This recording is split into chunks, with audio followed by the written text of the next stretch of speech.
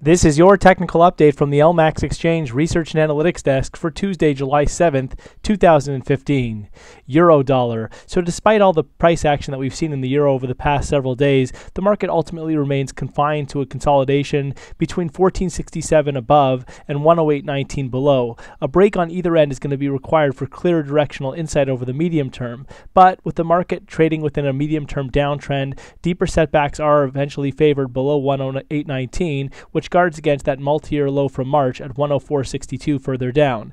In the short term, we need to focus in on last Monday's high lows, those extreme high lows, for clearer short-term directional insight. Right now, we need to see a break back above last Monday's 12.79 high or 109.55 low to see a break on a short-term basis.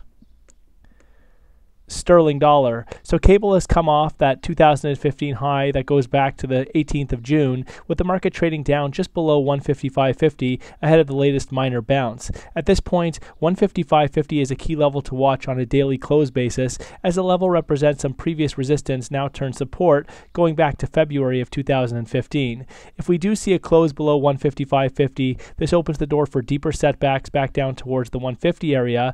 An inability, however, to close below 155.50 will keep the pressure on the top side for an eventual retest of that recent 59.30 high and even moves beyond there towards the 160 psychological barrier. Dollar yen. So dollar yen retains its highly constructive outlook, though over the past several days we've seen the market correct off that multi-year high that was set going back to the 5th of June at 125.85.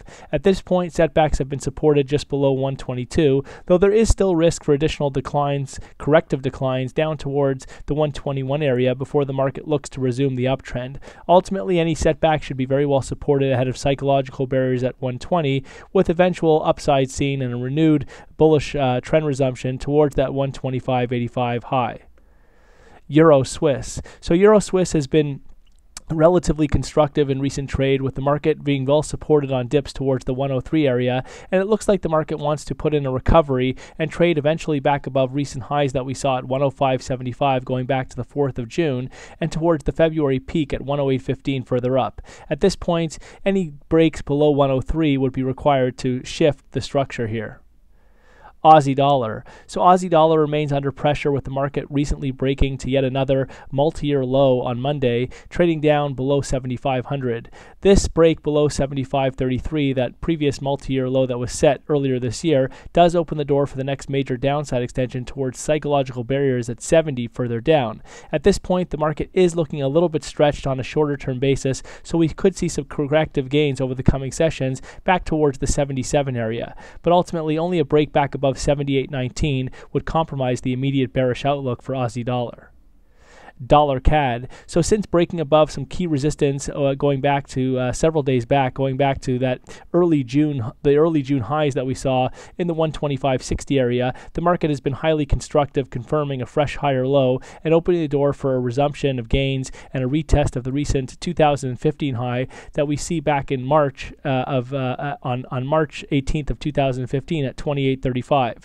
A break above 28.35 would open the door for next upside towards the 2009 peak at 130.65.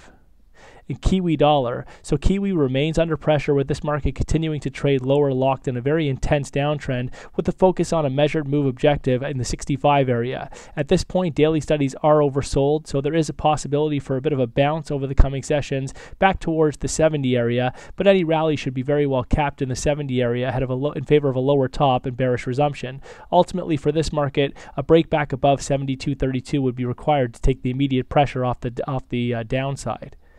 SPX 500. So the S&P 500 continues to show potential signs of a major top since putting in record highs back in May, though the market will need to take out critical support in the form of the March low at 2040 further down.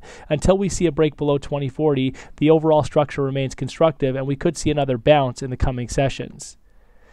Gold. So gold has been very well supported on dips over the past several weeks down towards the 1170 area, though recently we have seen dips below 1170, with the market trading down to as low as 1157 last week. If the market breaks back below 1157, this will put the pressure back on the downside towards the yearly low at 1143, which guards against the 2014 multi-year base at 1131 further down. If, however, we can see some gains in Tuesday price action, with the market breaking back above recent highs that we saw around the 1188 area, this will help strengthen the recovery outlook for this market and open the door for resumption and acceleration of gains back above recent highs that we saw at 1232 going back to the 18th of May.